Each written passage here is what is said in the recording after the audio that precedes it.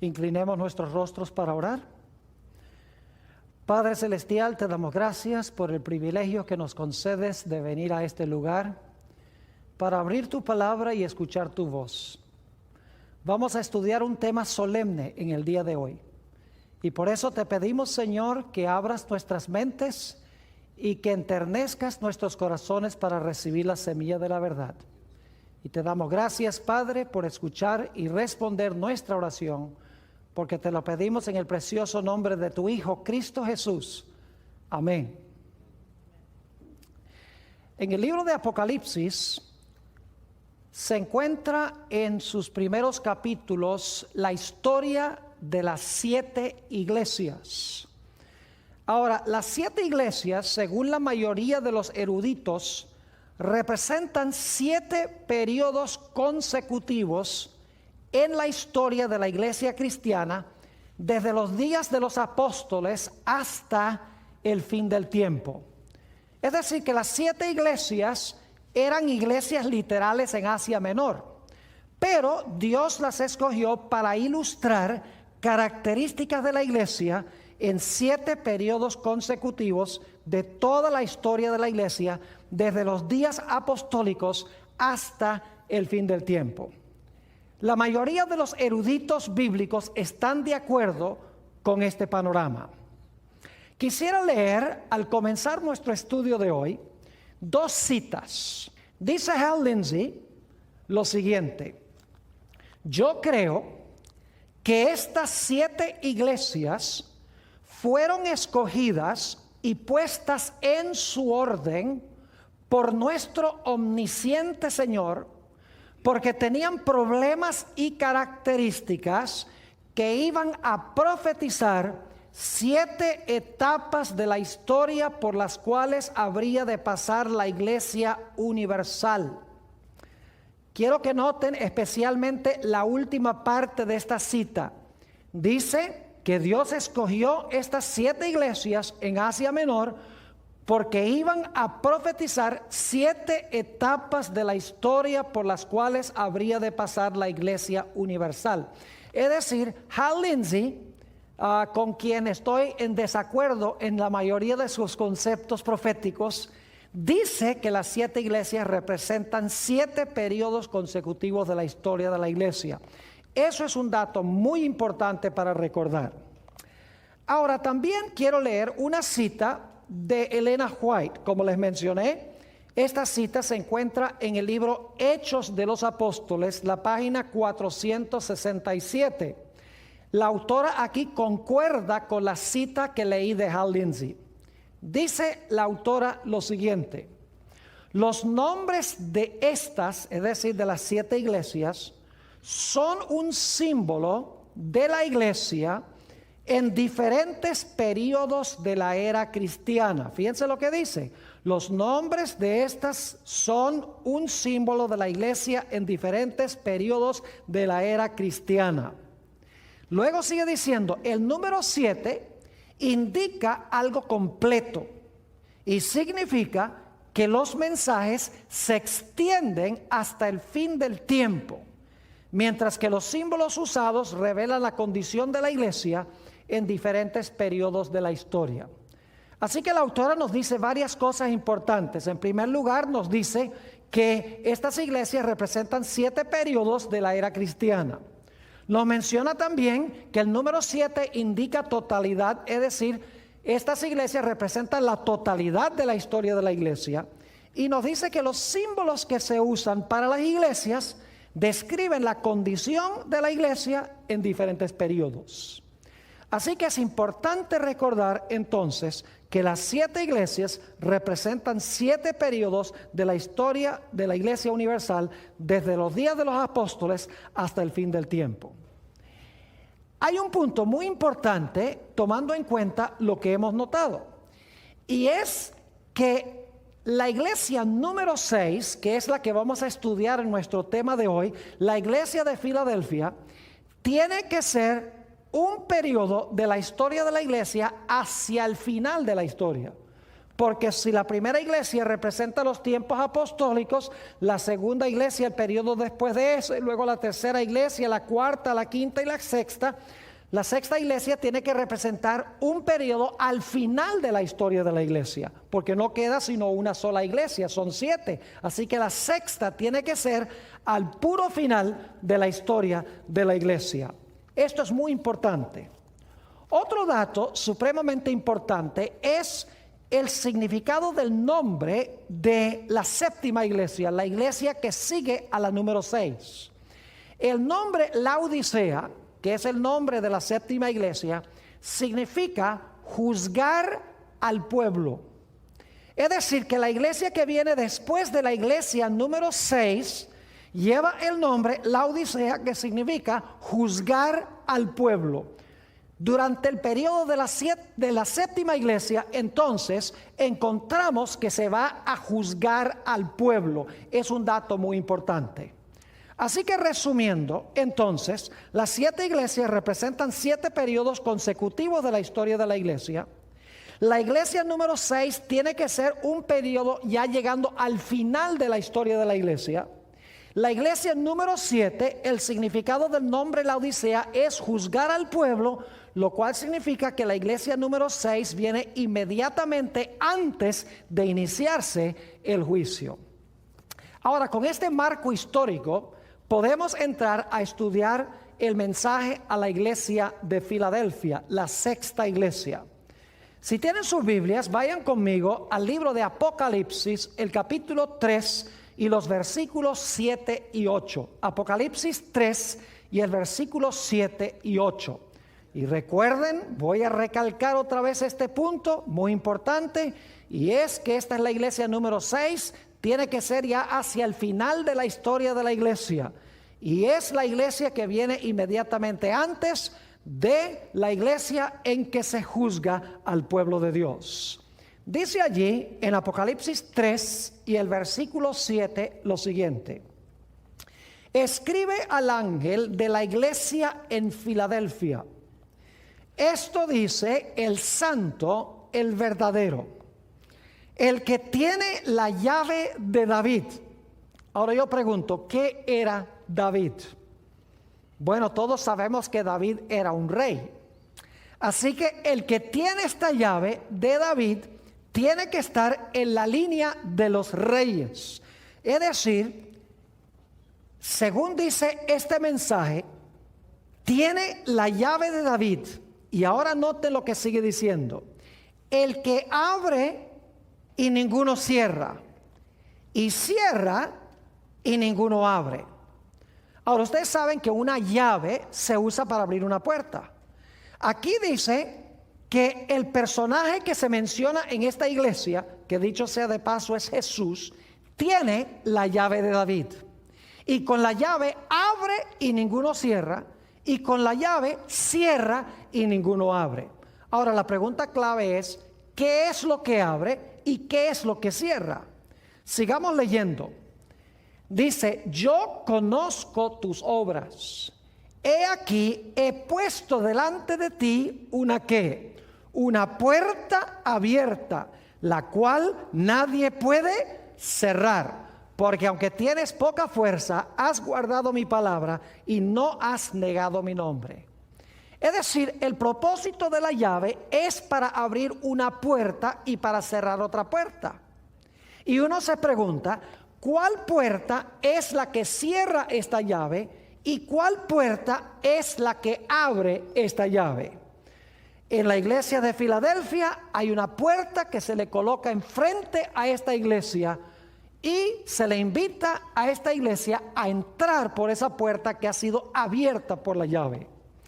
Ahora, para entender la llave de David necesitamos regresar al Antiguo Testamento, porque este pasaje de Apocalipsis 3, 7 y 8 viene de un pasaje que encontramos en el libro de Isaías. Vuelvan conmigo a Isaías, el capítulo 22 y los versículos 21 y 22.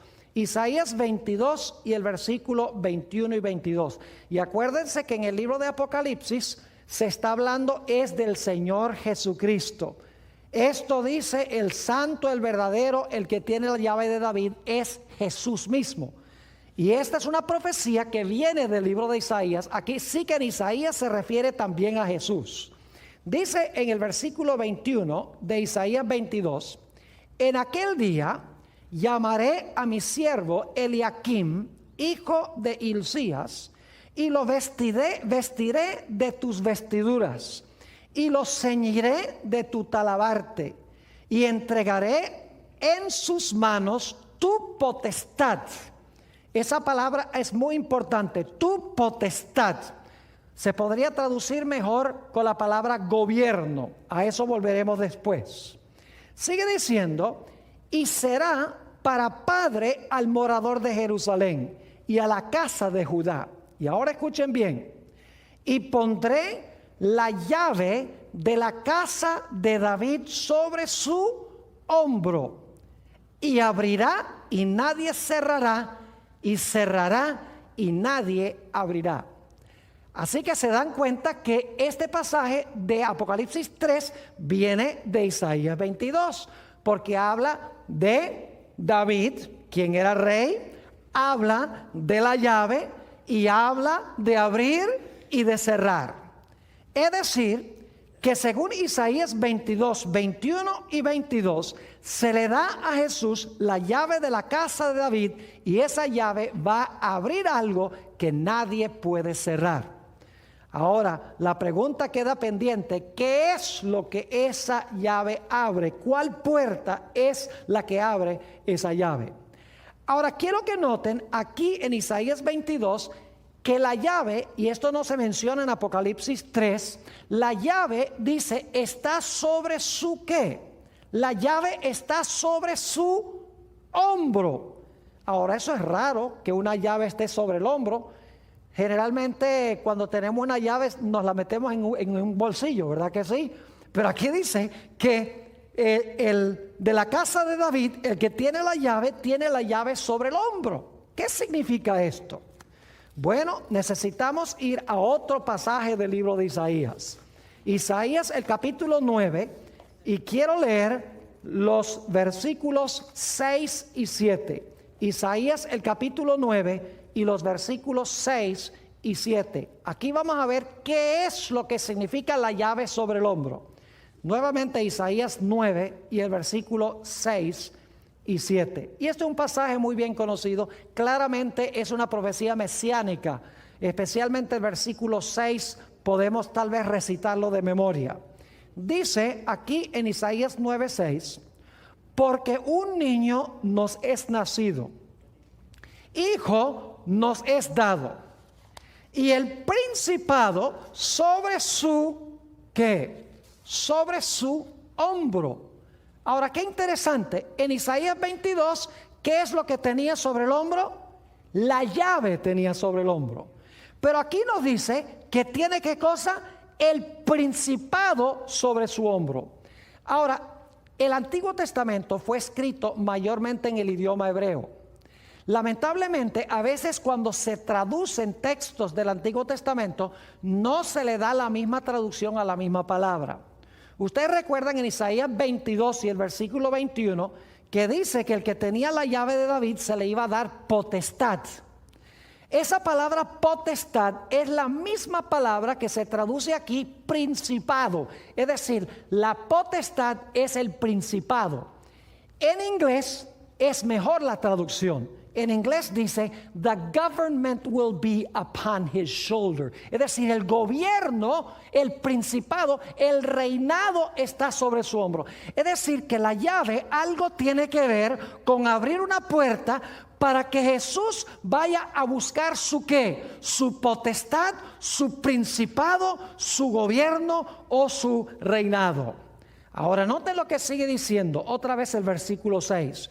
Porque un niño nos es nacido, hijo nos es dado, y el principado sobre su hombro, y se llamará su nombre admirable, consejero, Dios fuerte, Padre eterno, príncipe de paz. Y ahora noten que con la llave que tiene sobre su hombro, o con el principado que tiene sobre su hombro, va a abrir la puerta y va a lograr un imperio que va a cubrir todo el planeta Tierra. Dice en el versículo 7, lo dilatado, es decir, la extensión de su imperio y la paz no tendrán, ¿qué cosa? Límite sobre el trono de David y sobre su reino, disponiéndolo y confirmándolo en juicio y en justicia desde ahora y para siempre. El celo de Jehová de los ejércitos hará esto. Es decir, que la llave que está sobre su hombro se usa para él buscar su principado, para lograr su reino. En otras palabras, un reino que tendrá una extensión universal. De alguna manera, la llave abre una puerta, Jesús entra por la puerta para que se le entregue su reino, que es un reino o un imperio universal y mundial. Ahora inmediatamente nos preguntamos, ¿cuál es la puerta que él va a abrir con la llave que tiene sobre su hombro para buscar el principado o el reinado que tiene sobre su hombro? Bueno, necesito mencionarles que en el santuario había 3 puertas. Había una puerta que llevaba del campamento de Israel al atrio. Había otra puerta que llevaba del atrio al lugar santo del santuario. Y había una tercera puerta que conducía del lugar santo del santuario al lugar santísimo. E inmediatamente uno se pregunta, ¿cuál de esas 3 puertas se abren con la llave que Jesús tiene sobre su hombro para buscar su imperio que va a cubrir todo el mundo, es decir, todo el universo? Bueno, no puede ser la primera puerta. Vamos a encontrar que la primera puerta lleva al atrio y la obra que Jesús desempeñó en el atrio la hizo en la tierra. Por ejemplo, en el atrio se traía el cordero para examinarlo, para estar seguro de que era perfecto. Y también en el atrio, sobre el altar, se sacrificaba el cordero. Es decir, esa labor la cumplió Jesús cuando estuvo aquí en la tierra. El atrio representa la tierra. Cuando Jesús vino del cielo a la tierra, llegó a este mundo, vivió una vida perfecta como Cordero de Dios, murió también como el Cordero de Dios. Jesús cumplió la labor o la obra del atrio. Esa primera puerta, la que conduce del campamento al atrio, no es la puerta que se menciona aquí en Apocalipsis, el capítulo 3. Ahora, en el santuario había una segunda puerta. Y esa puerta llevaba del atrio al lugar santo del santuario. Quiero que notemos lo que dice Apocalipsis, el capítulo 4 y el versículo 1 al 3. El libro de Apocalipsis menciona 2 puertas abiertas. Y vamos a notar cuál es la puerta abierta que se menciona en relación con el mensaje a la iglesia de Filadelfia. Apocalipsis, el capítulo 4 y el versículo 1. Después de esto miré, y he aquí una puerta abierta, ¿a dónde?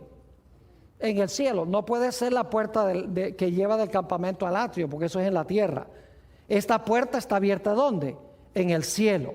Ahora, dice entonces, después de esto miré, y he aquí una puerta abierta en el cielo. Y la primera voz que oí, como de trompeta, hablando conmigo, dijo: sube acá y yo te mostraré las cosas que sucederán después de estas. Y ahora escuchen, y al instante yo estaba en el espíritu, y he aquí un ¿qué? He aquí un trono establecido en el cielo, y en el trono uno sentado.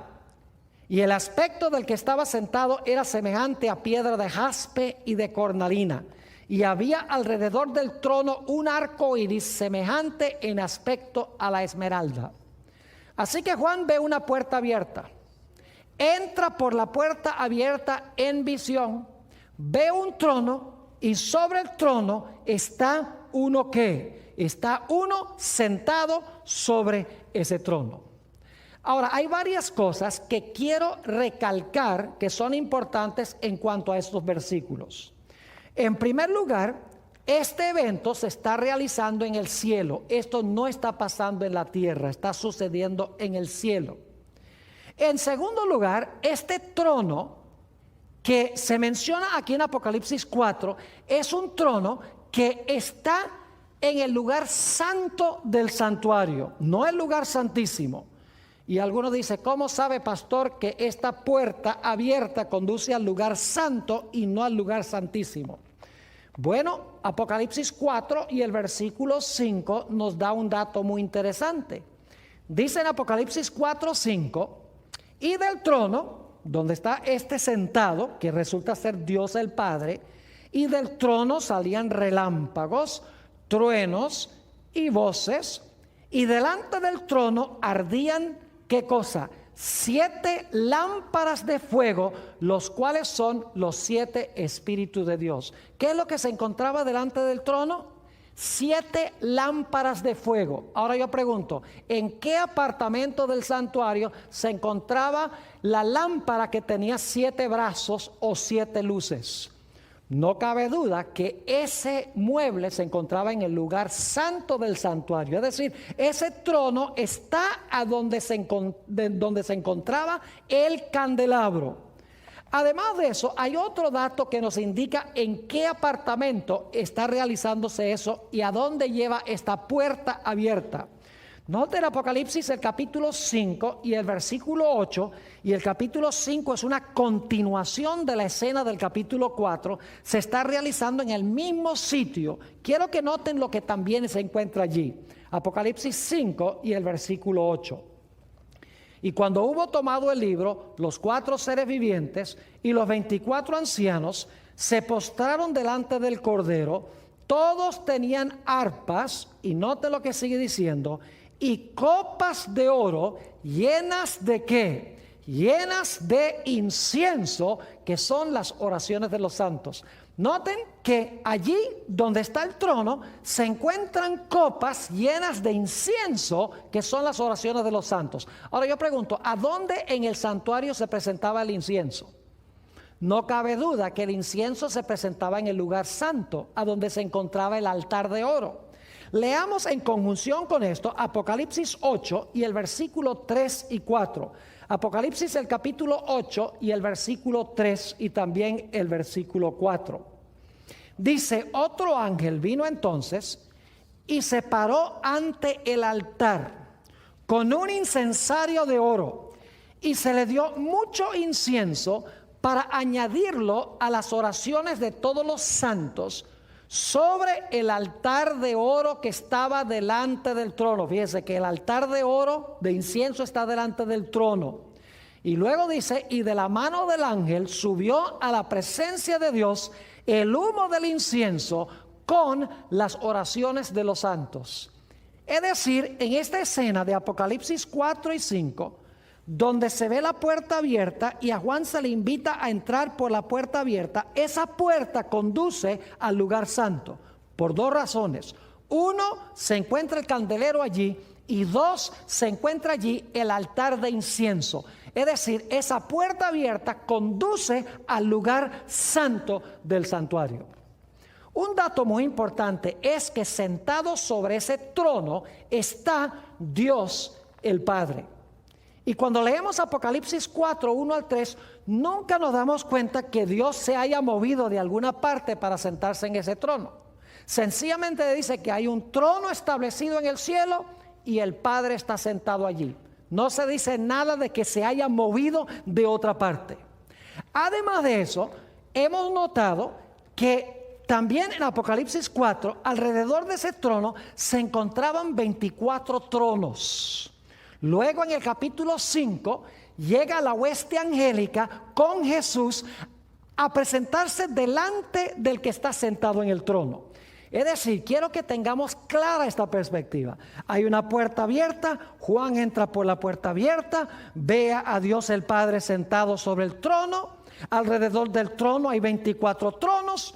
No está Jesús en ese momento allí, pero en el capítulo 5 llega la hueste angélica, trae a Jesús y Jesús se presenta delante de su Padre en el capítulo 5. Todo esto se está realizando en el lugar santo del santuario. Es decir, que esta puerta que se menciona en Apocalipsis el capítulo 4 y el versículo 1 al 3 es la puerta que conduce al lugar santo del santuario. Lo que se está describiendo aquí en Apocalipsis 4 y 5 es la ascensión de Jesús a la presencia de su Padre. Porque después que Jesús cumplió su obra en el atrio, después que Jesús vivió una vida perfecta como el Cordero de Dios, después que Jesús sacrificó su vida sobre la cruz, sobre el altar, el Señor Jesucristo ascendió al cielo, como dice aquí, acompañado de los ángeles, y se presentó delante de su Padre para sentarse con su Padre en el trono. Es decir, que Apocalipsis 4 y 5 hablan de una puerta que nos lleva al lugar santo, a donde se encontraba el Padre y donde finalmente llega Jesús a presentarse delante de su Padre. Pero ahora necesitamos ir a otra puerta. Dicho sea de paso, antes de leer el texto sobre esa otra puerta, necesito dejar muy en claro este punto, y es que la puerta de la cual vamos a leer ahora no puede ser la misma puerta de Apocalipsis del capítulo 4, porque vamos a encontrar que hay otro mueble que está allí en este texto. No se encuentra el altar de incienso, ni se encuentra el candelabro, se encuentra otro mueble detrás de esa puerta. Noten Apocalipsis el capítulo 11 y el versículo 19. Apocalipsis el capítulo 11 y el versículo 19. Dice aquí: y el templo de Dios fue abierto en el cielo. ¿Qué fue lo que sucedió en el cielo? ¿Se abrió qué cosa? El templo de Dios se abrió en el cielo. Y ahora escuchen lo que dice: y el arca de su pacto se veía en el templo, y hubo relámpagos, voces, truenos, un terremoto y grande granizo. Ahora yo quiero preguntar, ¿esta puerta a dónde conduce? ¿Al lugar santo del santuario? No. Esta puerta conduce al lugar santísimo del santuario. Y quiero que noten que esta puerta no estuvo siempre abierta. Esta puerta llegó un momento cuando se abrió, y cuando se abrió esta puerta, se vio adentro, ¿qué mueble? El arca del pacto. Ahora yo pregunto, ¿a dónde se encontraba en el santuario el arca del pacto? Ustedes saben, el arca del pacto se encontraba dentro del lugar santísimo del santuario. Es decir, que esta puerta de Apocalipsis 11:19 conduce ¿a dónde? Al lugar santísimo del santuario. Ahora quiero repasar lo que hemos estudiado sobre las tres puertas. La primera puerta es la que conduce del campamento al atrio.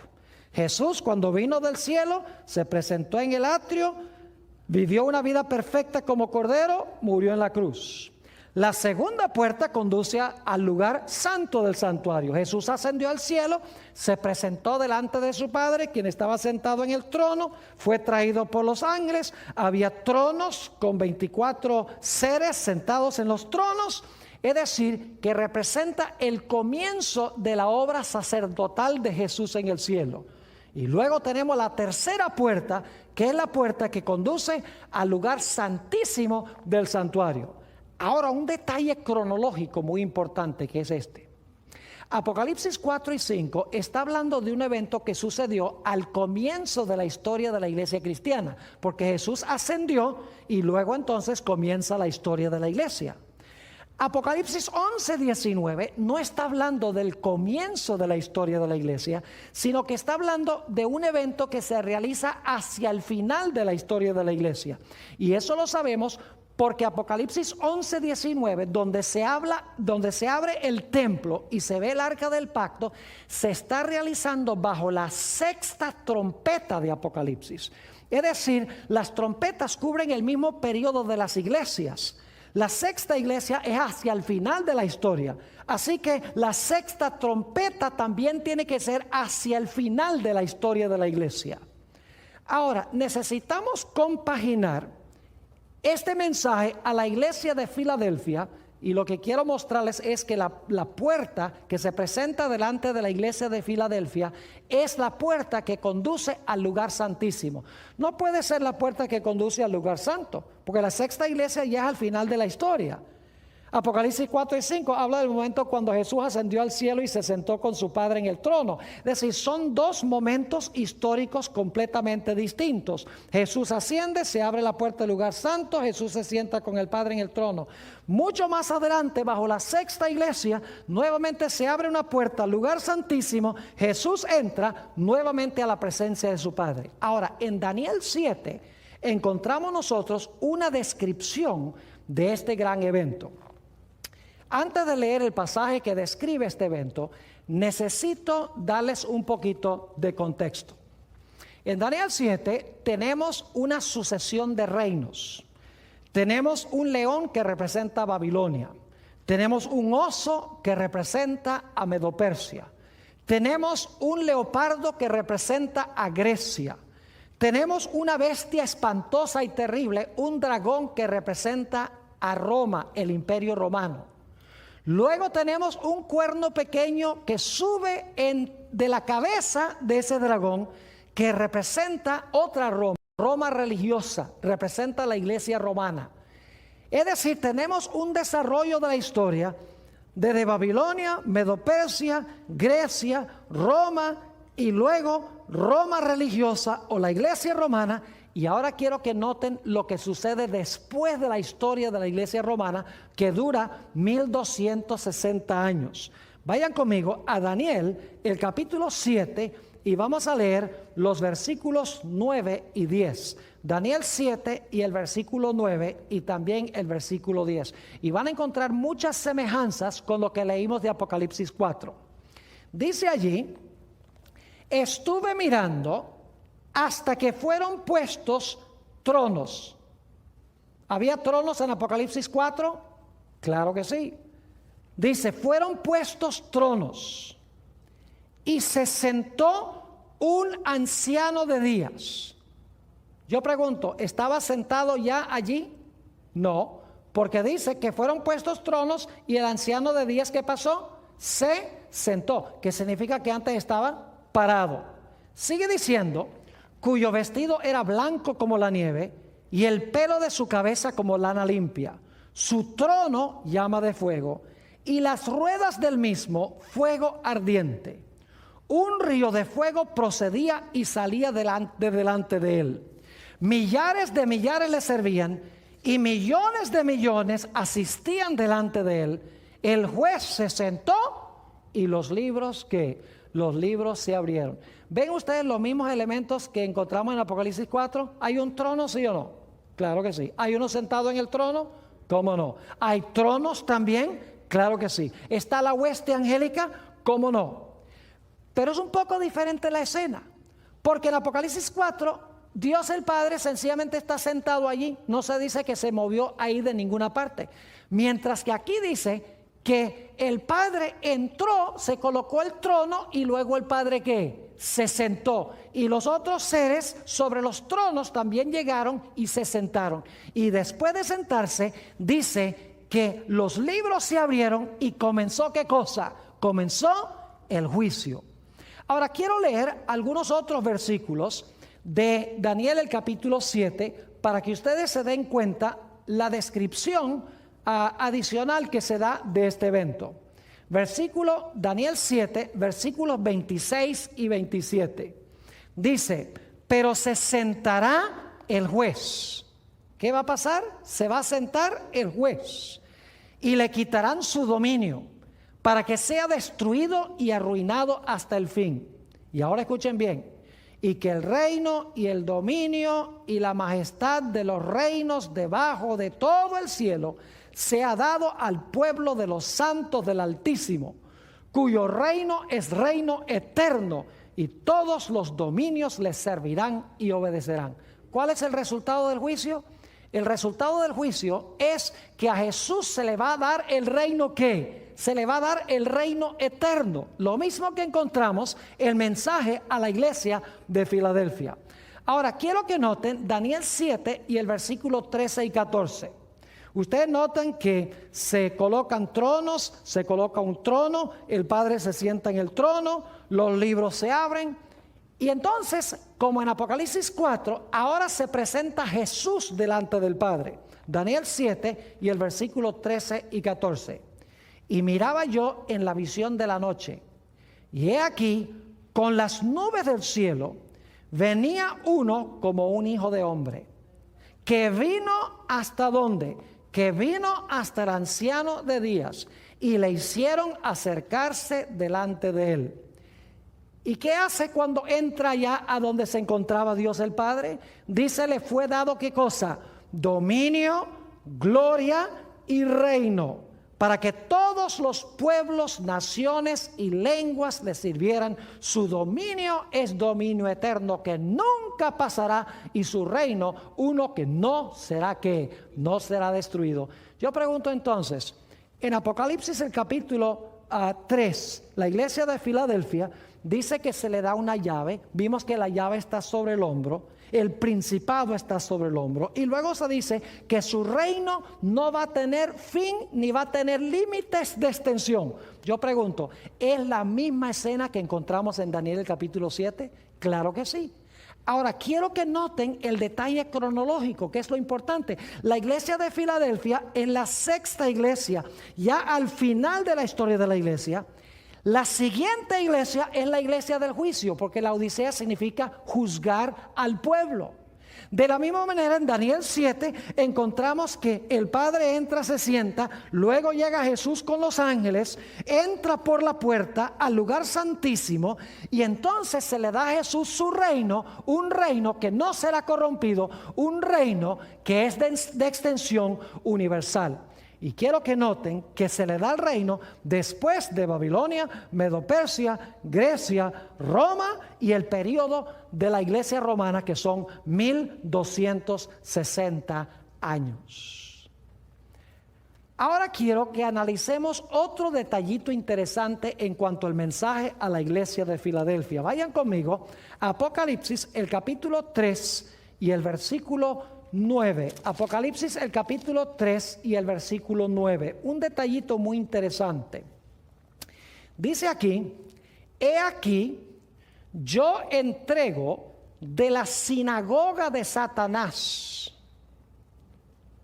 a los que se dicen ser judíos y no lo son, sino que mienten. He aquí, yo haré que vengan y se postren a tus pies y reconozcan que yo te he amado. Noten que en conjunción con la iglesia de Filadelfia se menciona ¿qué cosa? La sinagoga de Satanás. Y dice que se dicen ser judíos, pero no lo son. Ahora, ¿qué quiere decir este lenguaje? Que en la iglesia de Filadelfia hay personas que dicen que son judíos y no lo son.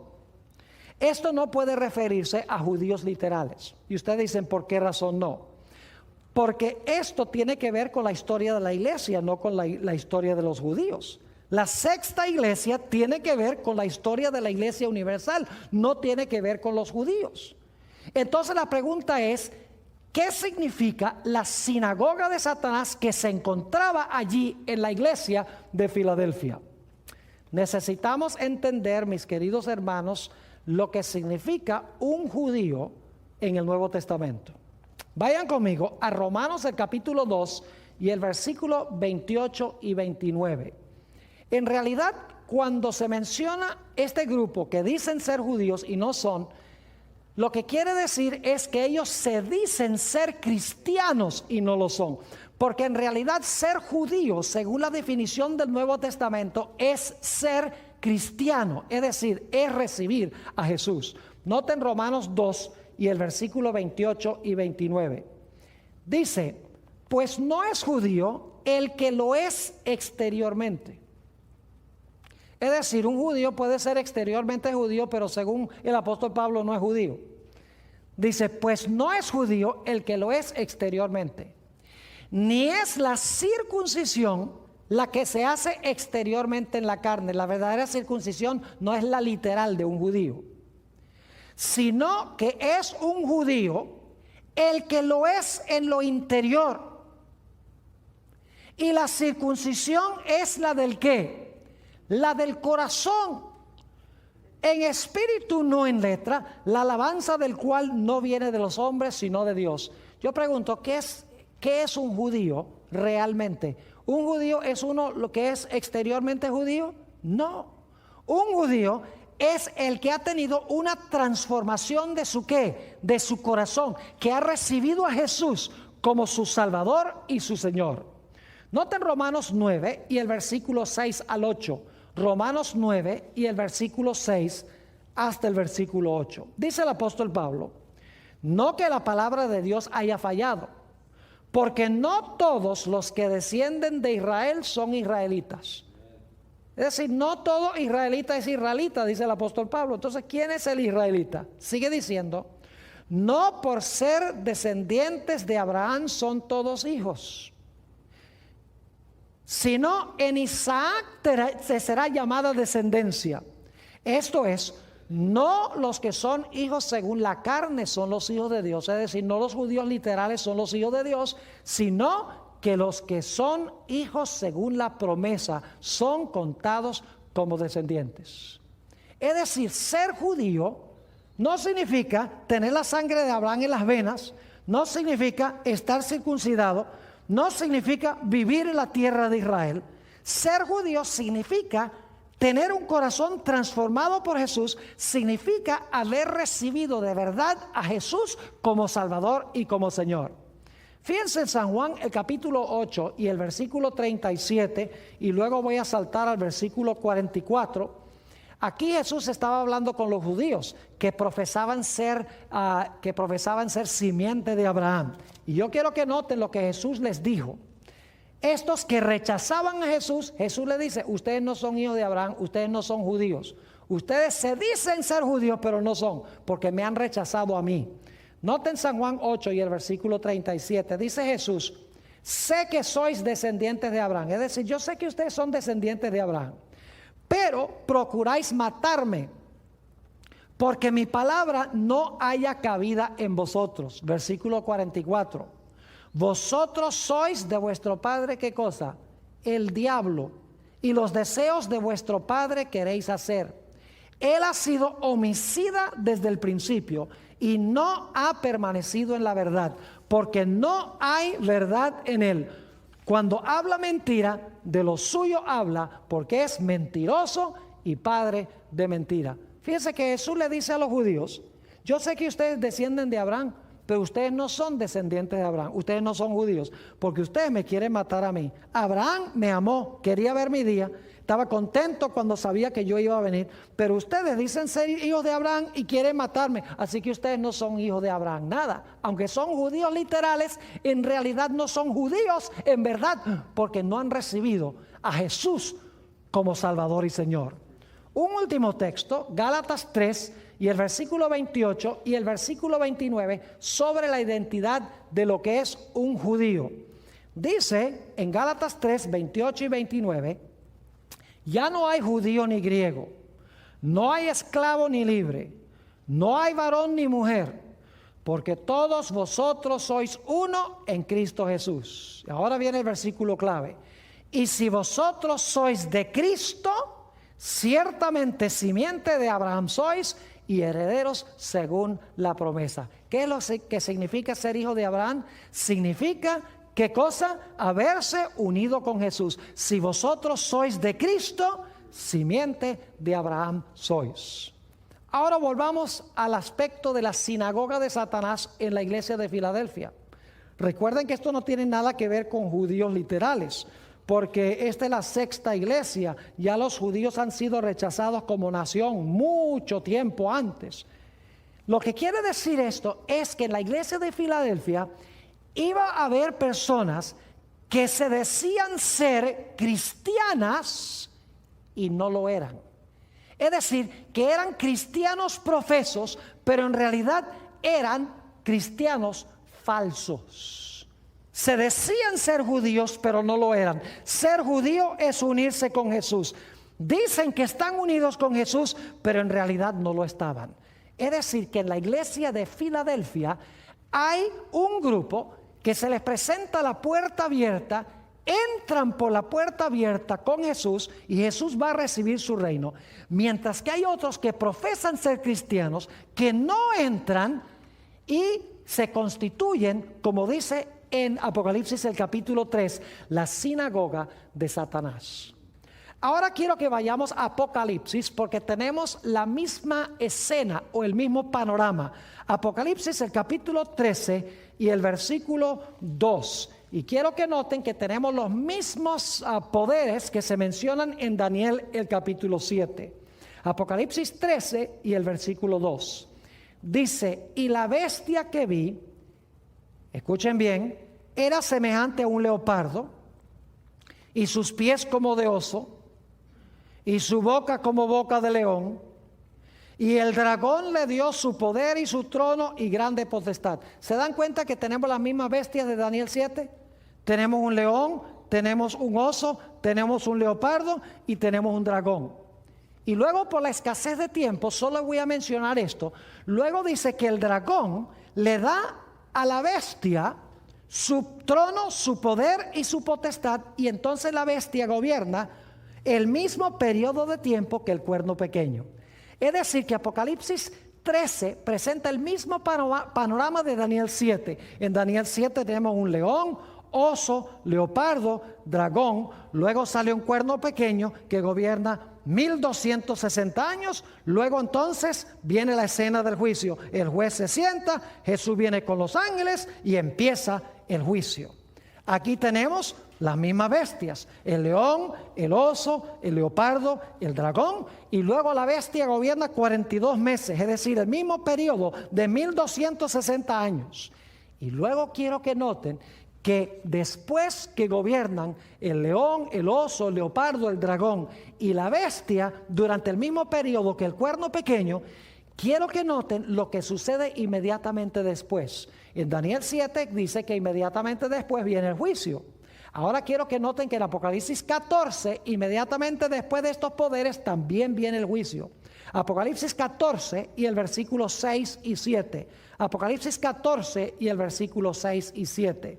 Dice, vi volar por en medio del cielo a otro ángel, que tenía el evangelio eterno para predicarlo a los moradores de la tierra, a toda nación, tribu, lengua y pueblo, diciendo a gran voz, escuchen bien, temed a Dios y dadle gloria, porque ¿qué cosa?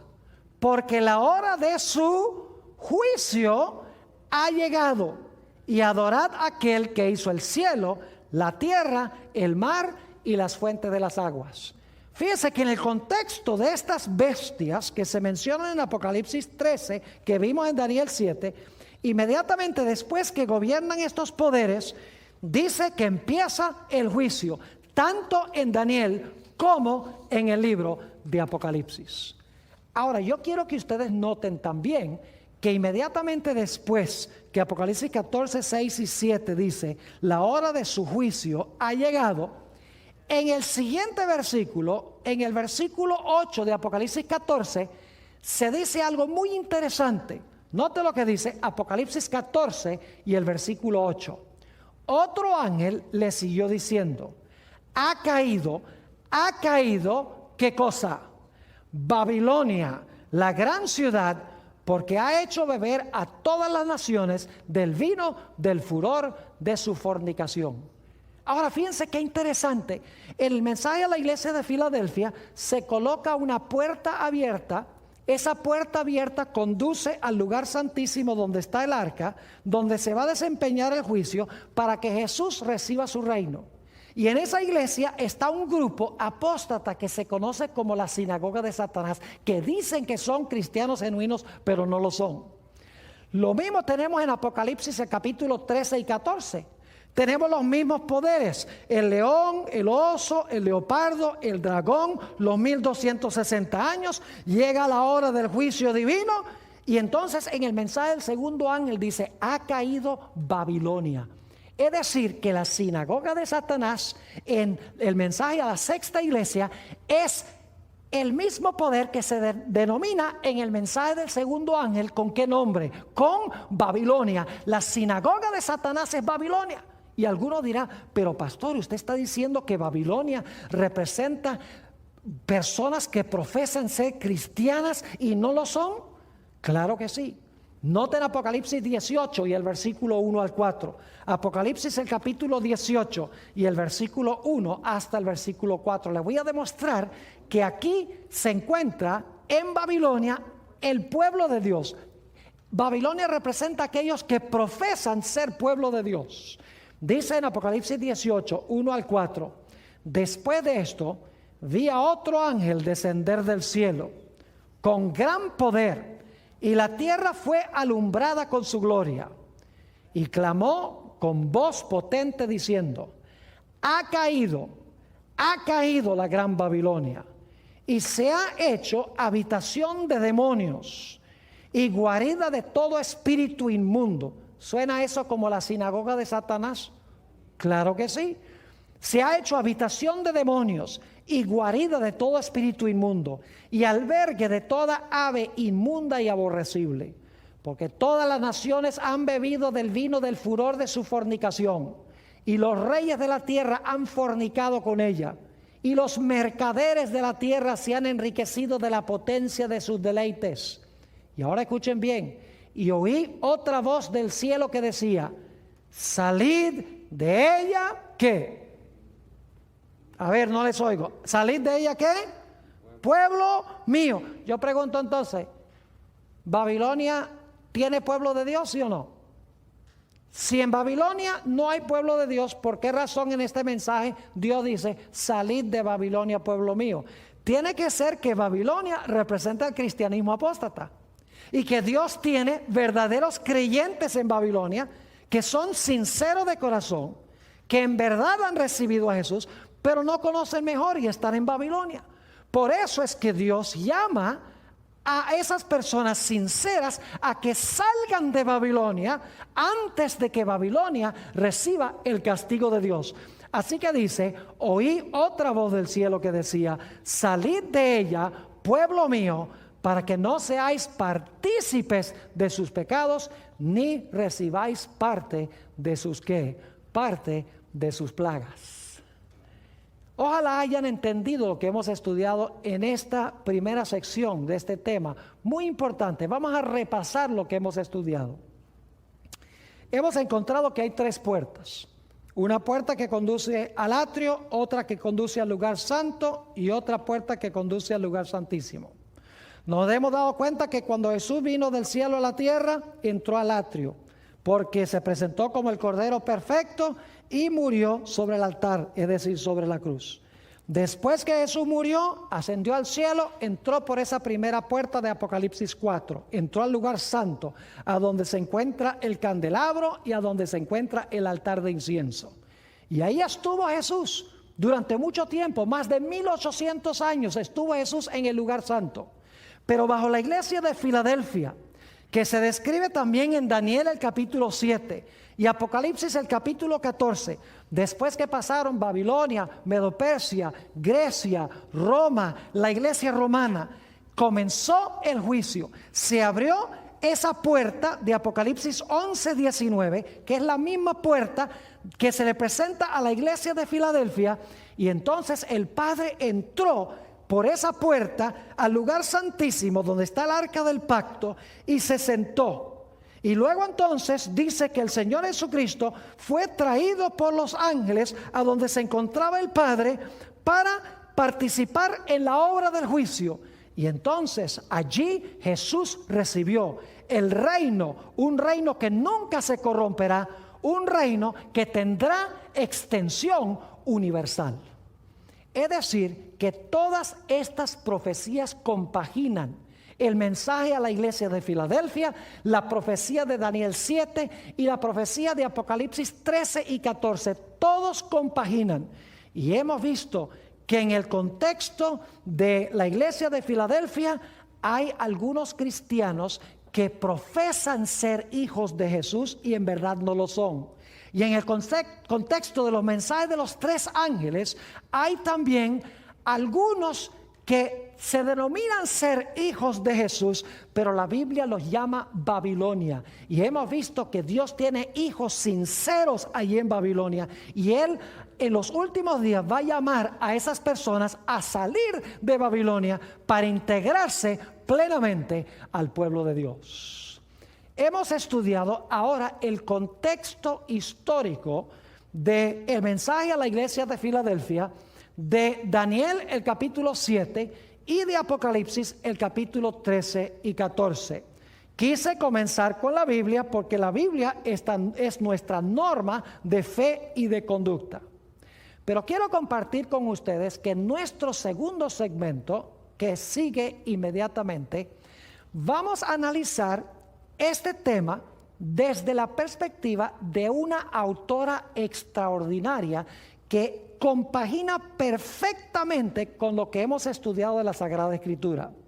Voy a dedicar la segunda hora para hablar de varias cosas que escribió una autora hace más de 100 años. Su nombre es Elena G. de White.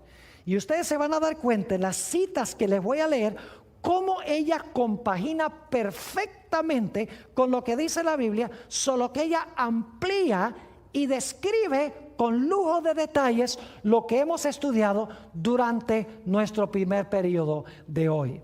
Así que espero que lo que hemos estudiado haya quedado claro y que de esa manera estemos ya preparados para nuestro segundo tema, donde vamos a analizar y a estudiar cuidadosamente los escritos de una señora que participó en estos eventos que se realizaron en 1844, cuando se abrió la puerta al lugar santísimo y entró allí el Padre, para luego entrar el Señor Jesucristo allí para comenzar el juicio, a donde Jesús recibirá el reino, un reino que no se corromperá, un reino que será de extensión universal. Pronto.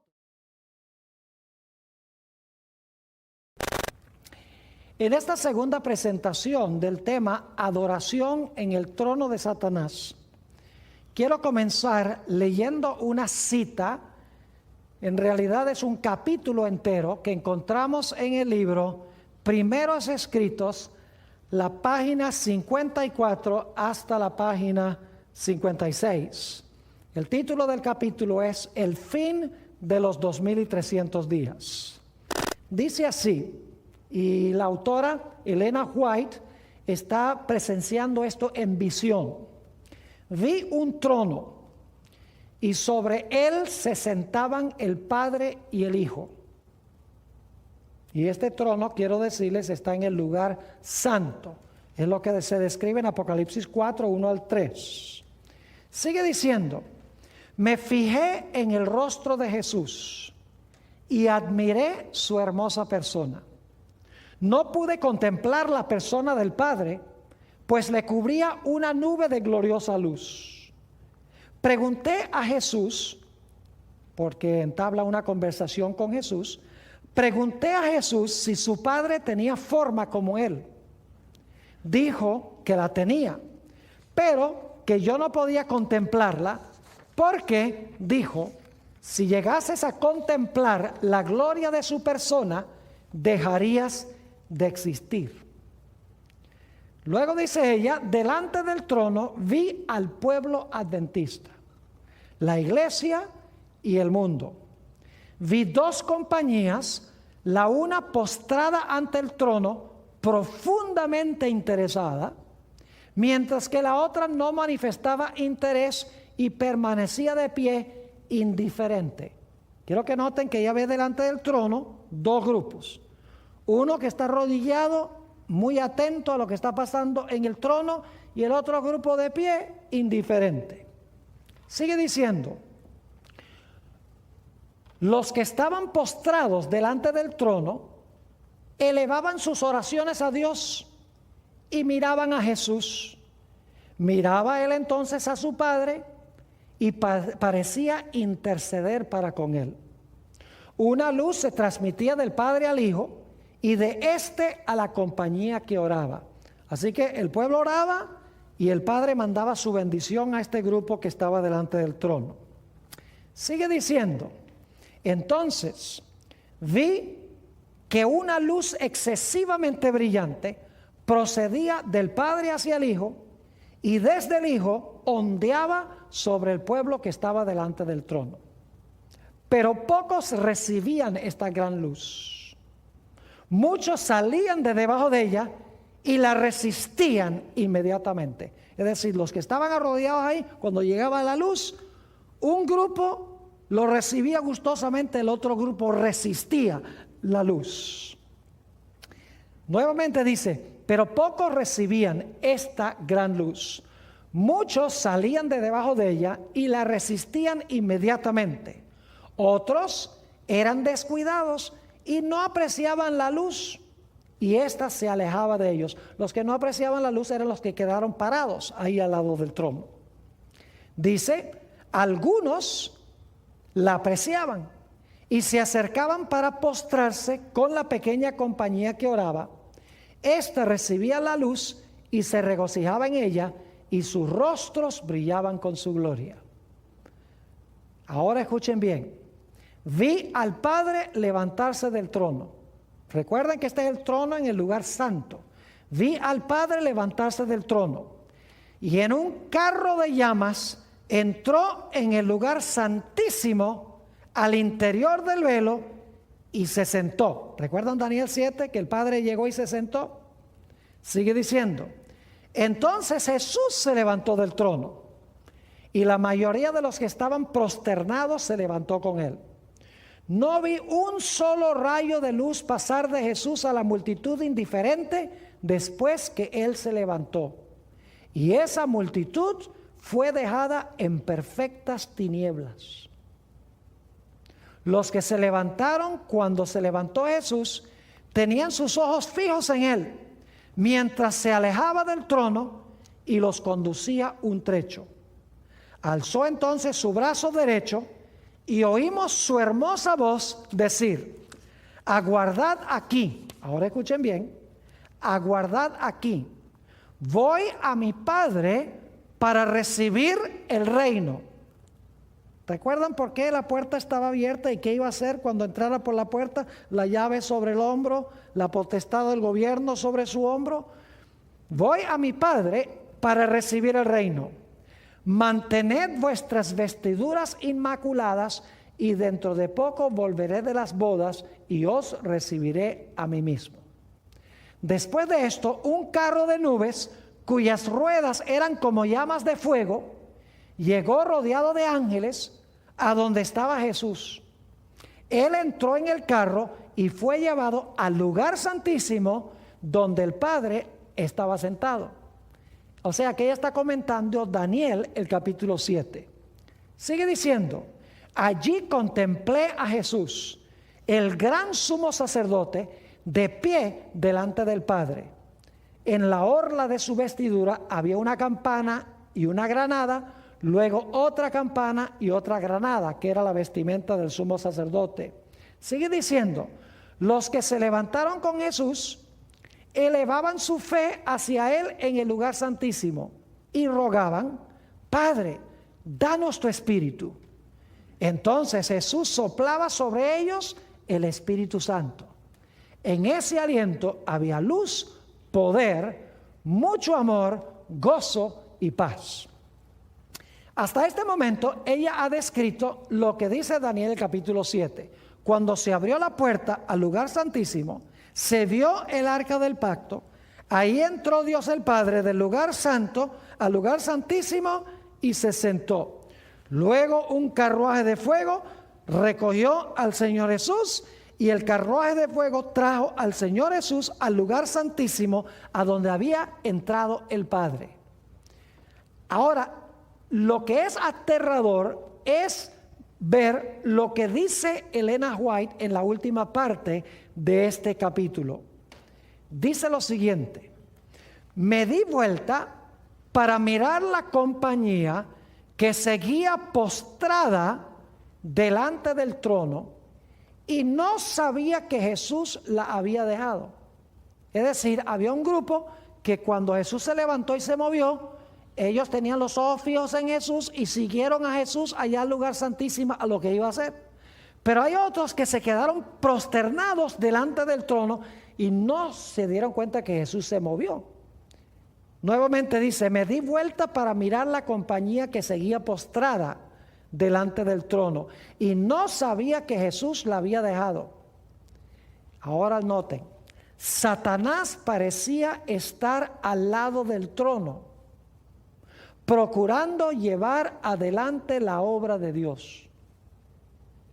Vi a la compañía, ahora escuchen esto, vi a la compañía alzar las miradas hacia el trono y orar, Padre, danos tu espíritu.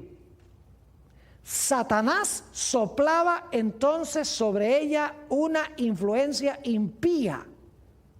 En ella había luz y mucho poder, pero nada de dulce amor, gozo ni paz.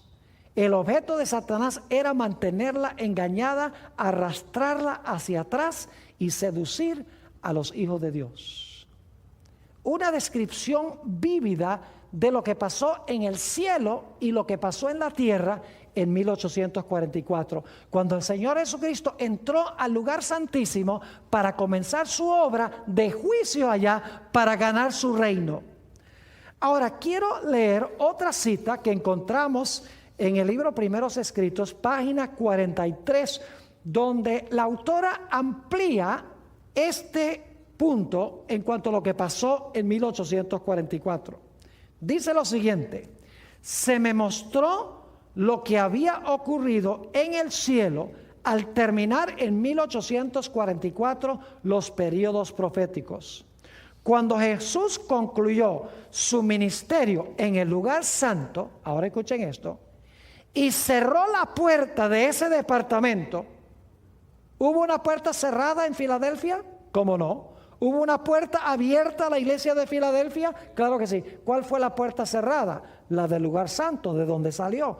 ¿Cuál fue la puerta abierta? La del lugar santísimo, donde entró.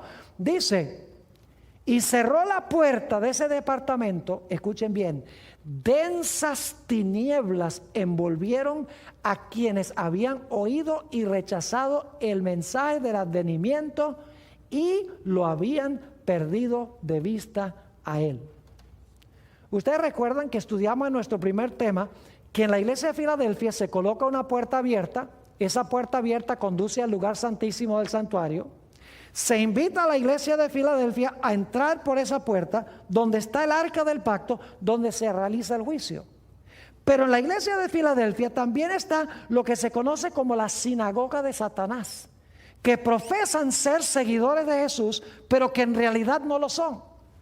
Se dieron cuenta que en este pasaje de Elena White, ella dice que hubo un grupo que se quedó en el trono arrodillado, profesando adorar a Jesús y hablándole a Jesús y pidiéndole a Jesús su Espíritu Santo. Pero dice que en vez de la influencia, ser la influencia del Espíritu Santo, era en realidad la influencia de otro espíritu, del espíritu de Satanás. Es decir, ese grupo que no entró con Jesús al lugar santísimo es lo que la Biblia llama la sinagoga de Satanás, o en los mensajes de los tres ángeles, Babilonia.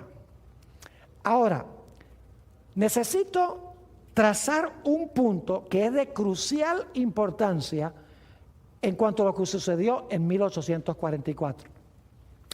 Quiero repasar brevemente algo muy interesante que había en el lugar santísimo del santuario.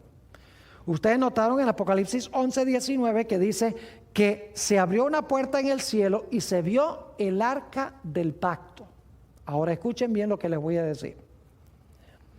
Dentro del arca del pacto se encontraban las tablas de la ley. ¿Y qué tenían las tablas de la ley? Tenían los 10 mandamientos.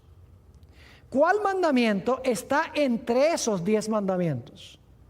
Un mandamiento que el mundo cristiano profesa adorar a Jesús y profesa seguir a Jesús, pero pisotea ese mandamiento. ¿Cuál es ese mandamiento?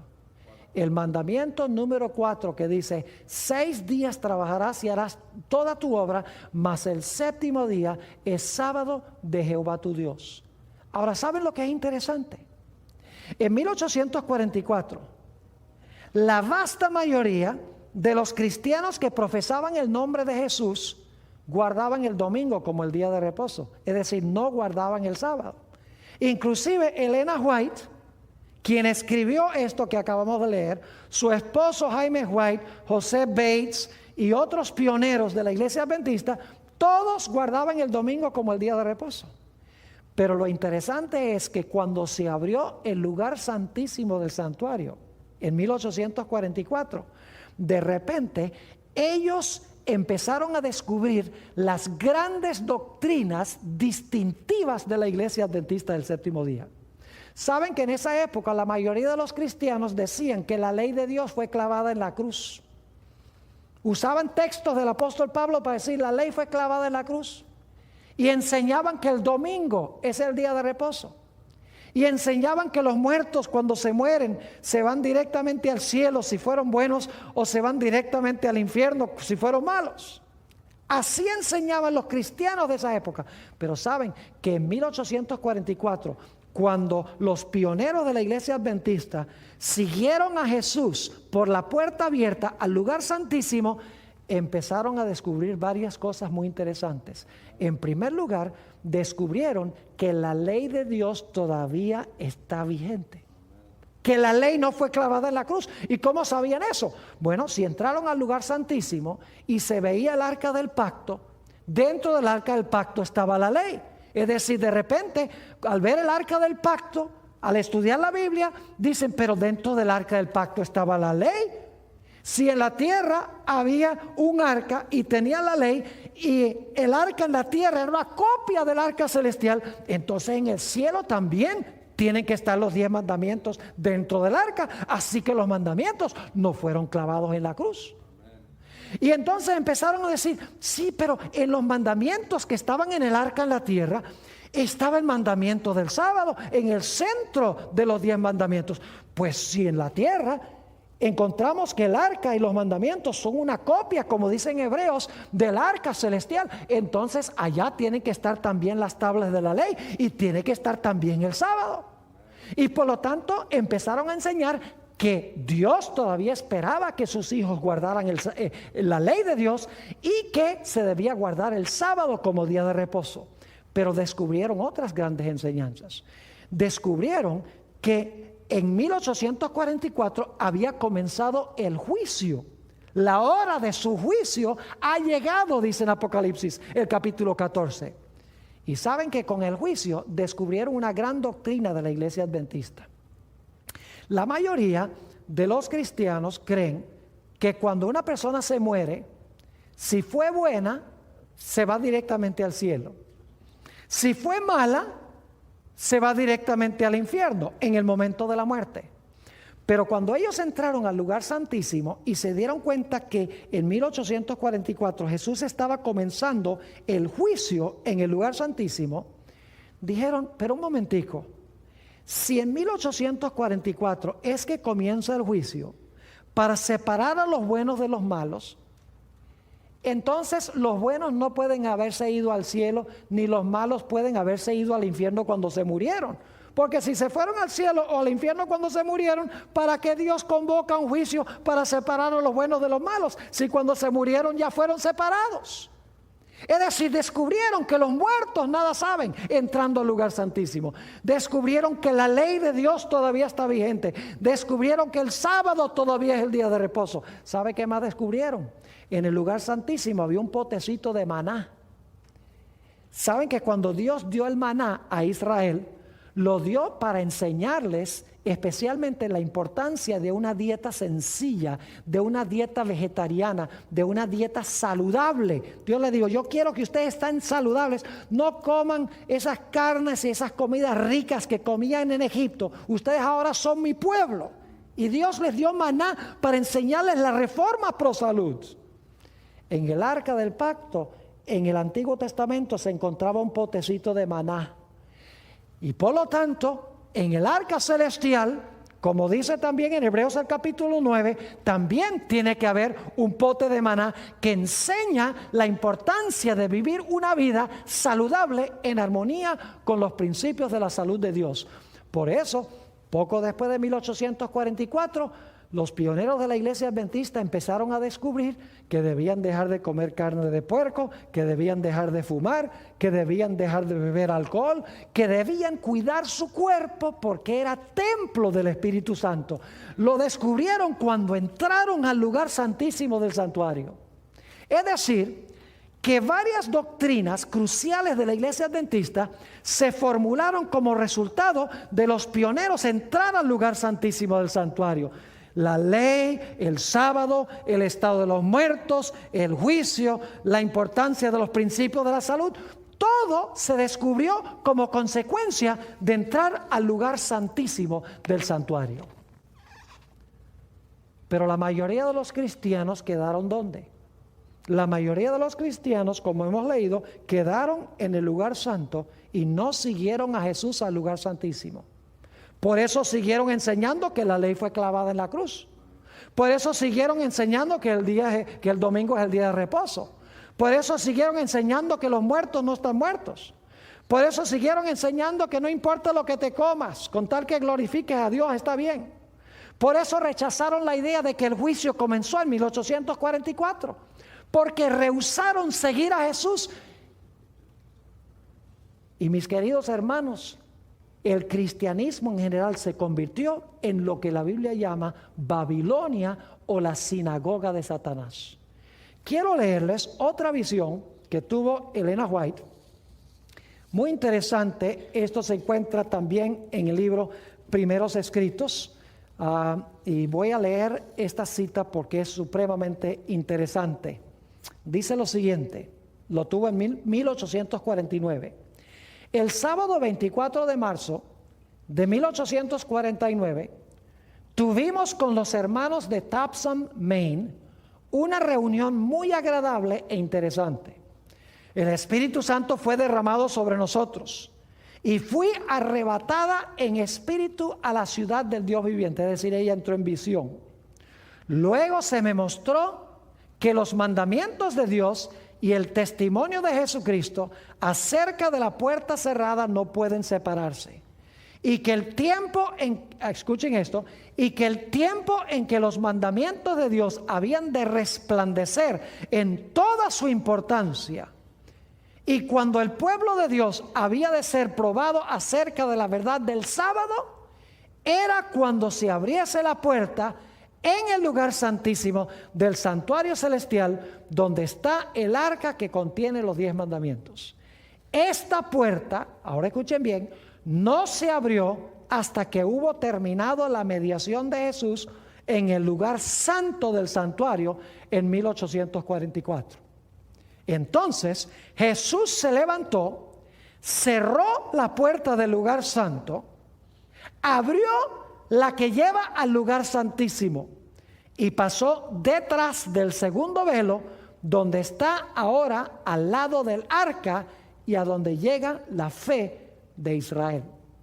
Ahora escuchen bien, vi que Jesús había cerrado la puerta del lugar santo y nadie podía abrirla, y que había abierto la puerta que da acceso al lugar santísimo y nadie puede cerrarla. Entonces, ¿cuál es la puerta que el Señor Jesucristo cerró? La puerta del lugar ¿qué? Santo, donde estuvo desde Apocalipsis 4, 1 al 3. ¿Cuál fue la puerta entonces que abrió? Abrió la puerta al lugar santísimo del santuario. Nuevamente dice, vi que Jesús había cerrado la puerta del lugar santo y nadie podía abrirla, y que había abierto la puerta que da acceso al lugar santísimo y nadie puede cerrarla. Y que ahora escuchen esto, y que desde que Jesús abrió la puerta que da al lugar santísimo, que contiene el arca, los mandamientos de Dios han estado brillando hacia los hijos de Dios, y estos son probados acerca de la cuestión del sábado. Es decir, el sábado llega a ser una prueba en 1844, cuando entran al lugar santísimo, ven el arca del pacto. Sigue diciendo, vi que la prueba actual acerca del sábado no podía producirse antes que terminase la mediación de Cristo en el lugar santo, y Él hubiese pasado al interior del segundo velo. Por tanto, ahora escuchen esto, los cristianos que durmieron antes que se abriese la puerta de acceso al Santísimo cuando terminó el clamor de medianoche, sin haber guardado el verdadero día de reposo, descansan en esperanza, porque no tuvieron la luz ni la prueba acerca del sábado que tenemos ahora desde que la puerta se abrió. Es decir, una pregunta que la gente muchas veces se hace es: Pastor Bor, ¿qué de todos esos cristianos que nunca guardaron el sábado? Antes de 1844, toda esa gente que no sabía en cuanto al sábado, ¿qué pasa con ellos? ¿Están perdidos? La respuesta es no. Pero cuando se abrió el lugar santísimo, se vio la ley y en medio de la ley se vio el sábado.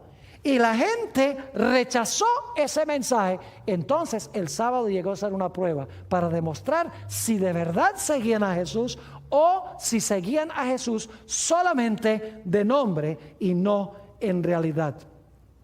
En la página 43 de Primeros Escritos, Elena White dice algo muy interesante. Dice: los enemigos de la verdad presente han estado tratando de abrir la puerta del lugar santo. Es decir, lo que ellos quieren es que la gente crea que Jesús está en el lugar santo. Los enemigos de la verdad presente han estado tratando de abrir la puerta del lugar santo que Jesús cerró, y de cerrar la puerta del lugar santísimo que Él abrió en 1844, donde está el arca que contiene las 2 tablas de piedra en las cuales fueron escritos por el dedo de Jehová los 10 mandamientos.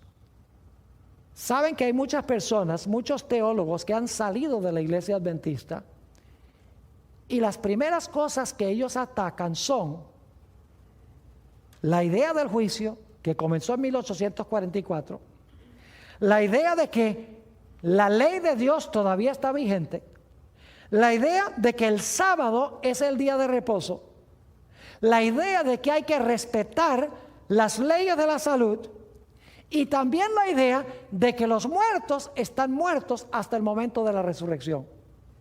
Hay un individuo cuyo nombre no voy a mencionar por no darle publicidad, que hace algunos pocos años salió de la iglesia adventista y lo primero que atacó fue la entrada de Jesús al lugar santísimo del santuario en 1844. Dicho sea de paso, tiene una publicación. Lo interesante es que la primera edición de esa publicación atacó la entrada de Cristo en 1844 al lugar santísimo. Las siguientes ediciones de su publicación atacó la ley, atacó el sábado, atacó el estado de los muertos, atacó las normas de la salud, atacó el espíritu de profecía. ¿Por qué razón?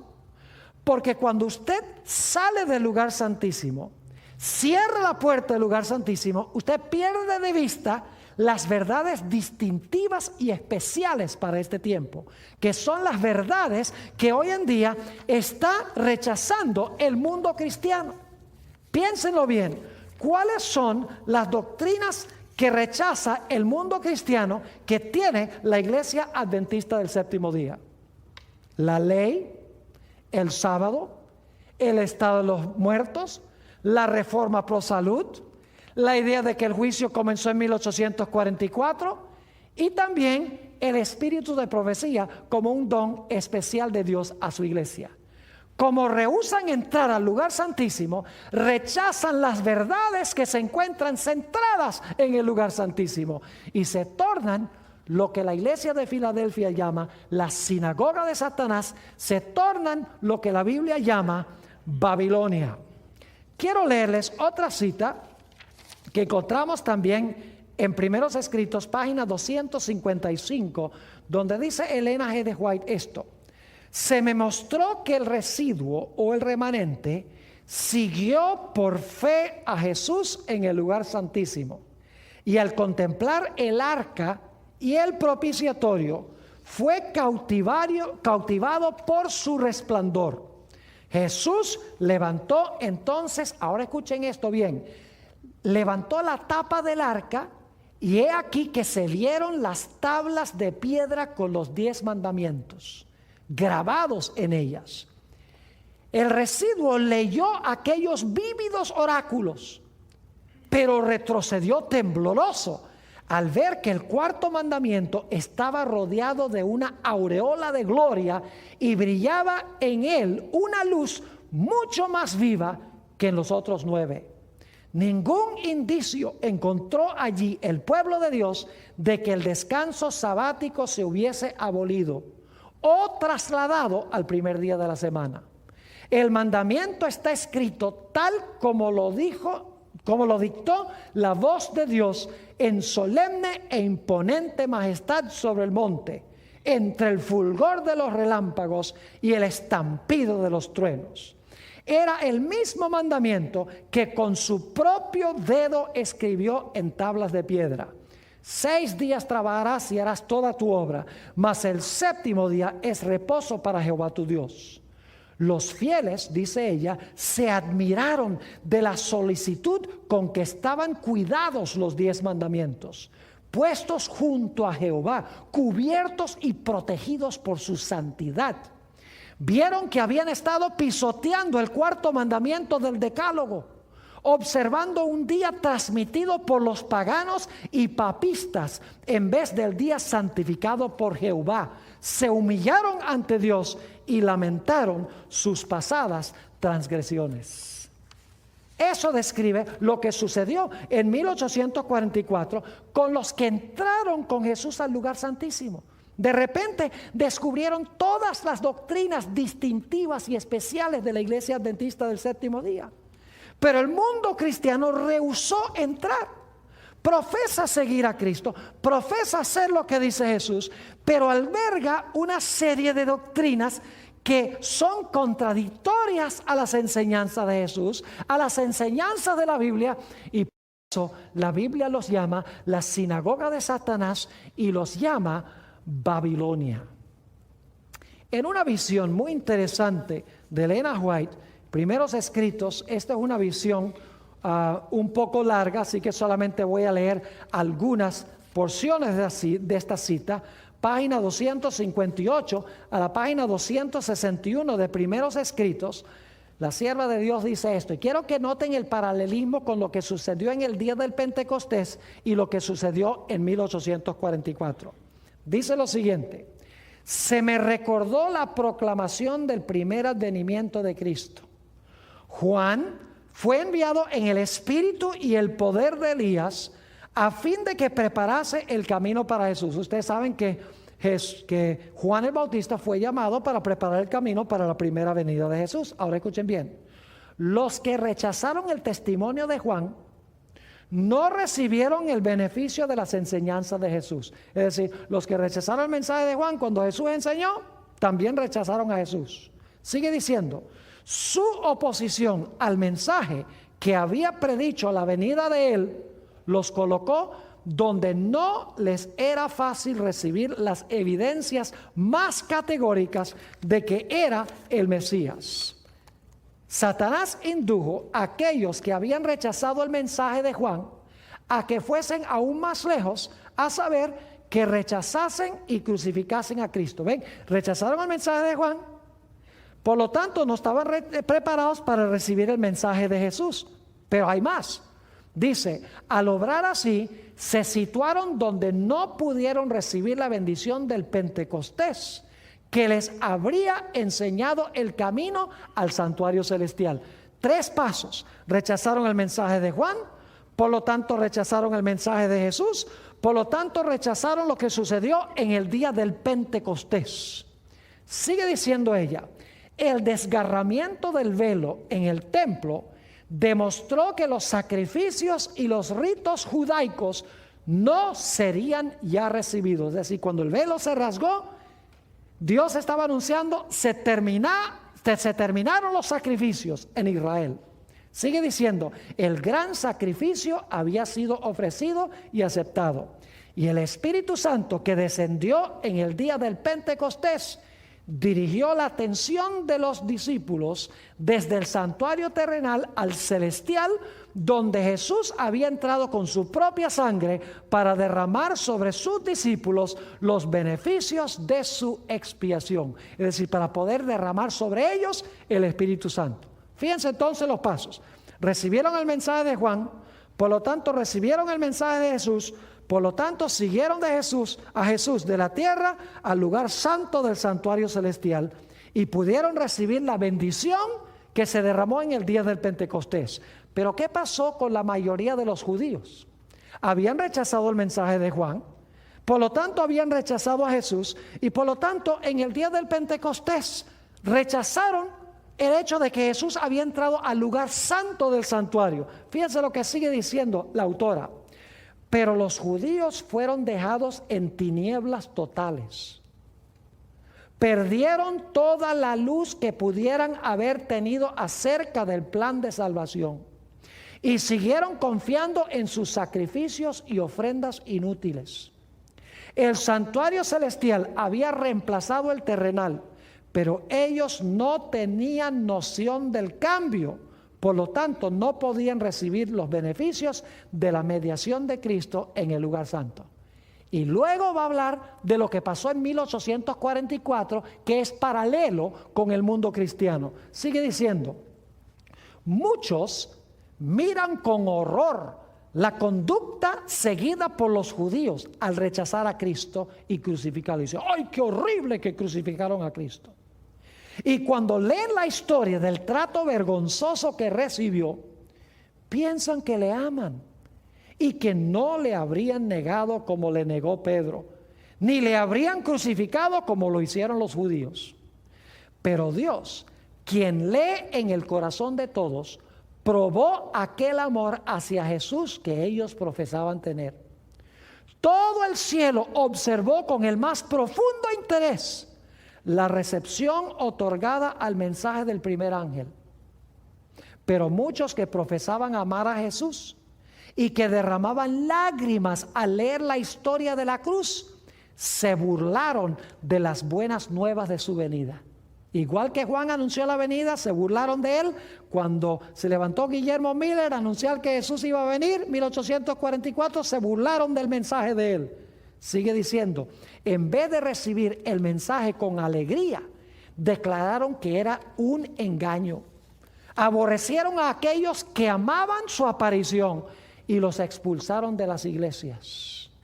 Igual que los judíos hicieron con los hijos de Dios, expulsaron a ellos de las sinagogas. Sigue diciendo, los que rechazaron el primer mensaje no pudieron recibir el beneficio del segundo. Igual que los que rechazaron a Juan no pudieron recibir el mensaje de Jesús. Dice, los que rechazaron el primer mensaje no pudieron recibir beneficio del segundo.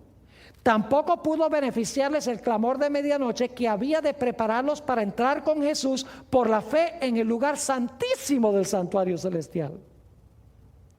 ¿Nota los tres pasos otra vez? El paralelismo. Rechazan al de Juan, rechazan el mensaje de Jesús, rechazan la entrada de Jesús al lugar santo.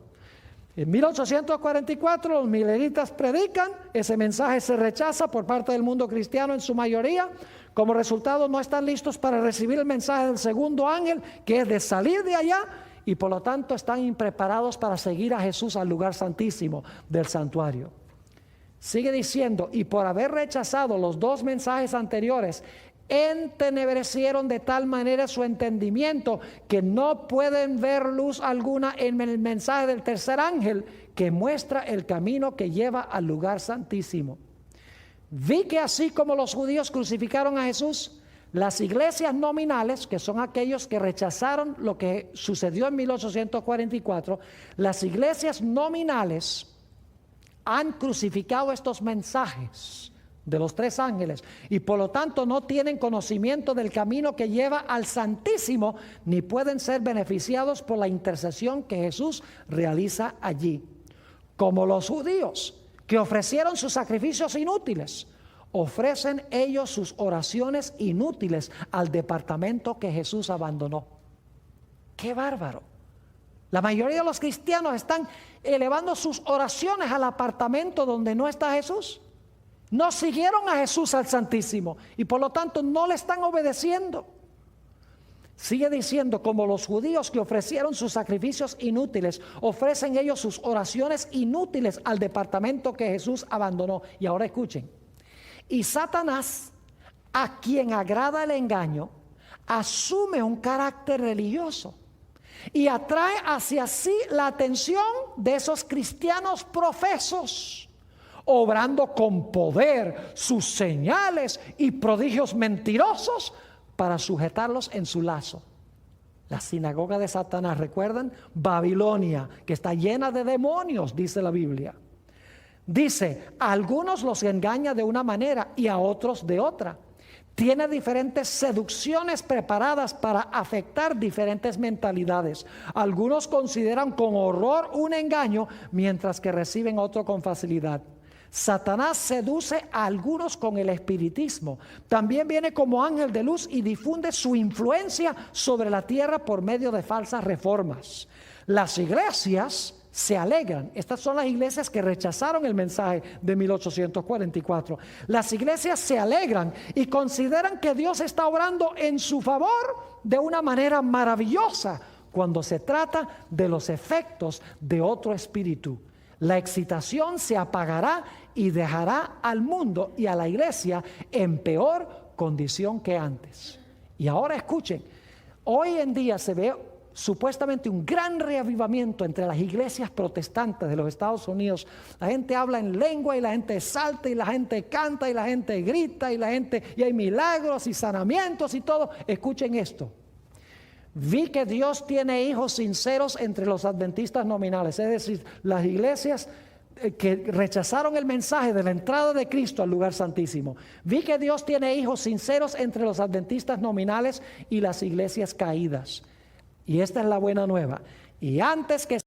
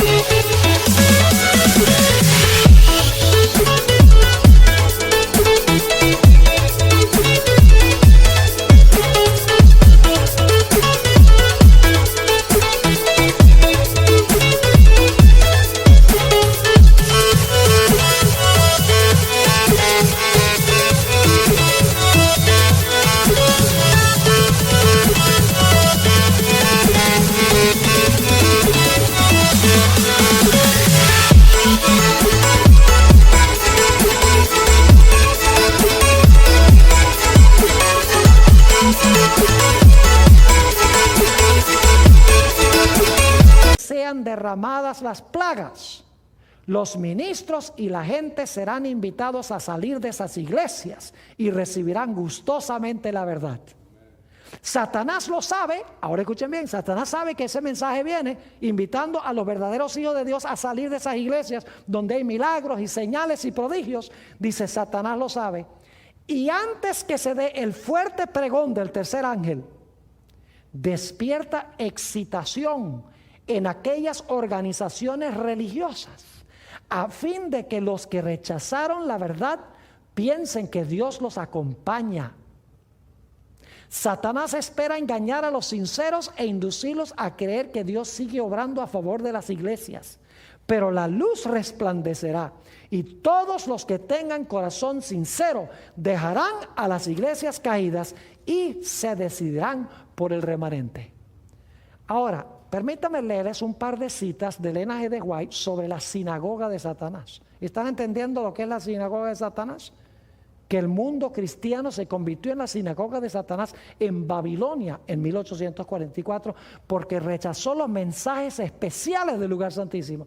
Y lo triste es que hoy en día en la iglesia adventista nosotros queremos adorar como adoran ellos y queremos usar los métodos de evangelismo que usan ellos y queremos enseñar lo que enseñan ellos y no usamos el espíritu de profecía por temor a ofenderlos a ellos. Fíjense lo que dice Elena White sobre lo que es la sinagoga de Satanás. Cristo se refiere a la iglesia, y esto se encuentra en una revista que se llama Review and Herald, diciembre 4 de 1900. Cristo se refiere a la iglesia sobre la cual Satanás preside como la sinagoga de Satanás. ¿Cómo se llama la iglesia sobre la cual preside Satanás? La sinagoga de Satanás. Escuchen bien. Sus miembros son los hijos de la desobediencia. Son aquellos que escogen pecar, quienes se esfuerzan por anular la ley de Dios. Si hubieran entrado al lugar santísimo, ¿tratarían de anular la ley de Dios? No, porque en el lugar santísimo ¿qué se encuentra? El arca y la ley. Así que no iban a deshacerse de ella. Son aquellos que escogen pecar, quienes se esfuerzan por anular la ley de Dios. La obra de Satanás consiste en entremezclar el mal con el bien y quitar así la distinción entre el bien y el mal. Cristo desea tener una iglesia que se esfuerza por separar el mal del bien, cuyos miembros a sabiendas no toleren el actuar mal, sino que expulsen el mal del corazón y de la vida. En otra cita, Testimonios para los Ministros, la página 12, añade algunas ideas a lo que acabo de leer. Satanás tiene una gran confederación, su iglesia. Cristo la llama la sinagoga de Satanás porque sus miembros son los hijos del pecado. Los miembros de la iglesia de Satanás han estado constantemente trabajando para echar a un lado la ley divina y confundir la distinción entre el bien y el mal. Satanás está trabajando con gran poder en los hijos de la desobediencia y por medio de ellos para exaltar la traición y la apostasía como verdad y lealtad. Y en este tiempo el poder de la inspiración satánica se mueve en instrumentos vivientes para llevar a cabo la gran rebelión que comenzó en el cielo contra Dios. Eso es lo que caracteriza al mundo cristiano. Ahora, yo quisiera leer una cita que encontramos en el libro El conflicto de los siglos, las páginas 516 y 17, a donde Elena White describe lo que ha pasado con el mundo cristiano como resultado de no entrar al lugar santísimo del santuario celestial. Dice lo siguiente: pero muchos de los reavivamientos de los tiempos modernos han presentado un notable contraste con aquellas manifestaciones de la gracia divina que en épocas anteriores acompañaban los trabajos del siervo de Dios, de los siervos de Dios. Es verdad que estos reavivamientos despiertan gran interés, que muchos se dan por convertidos y aumenta en gran manera el número de los miembros de las iglesias. No obstante, los resultados no son tales que nos autoricen para creer que haya habido un aumento correspondiente de verdadera vida espiritual. La llama que alumbra un momento se apaga pronto y deja la oscuridad más densa que antes.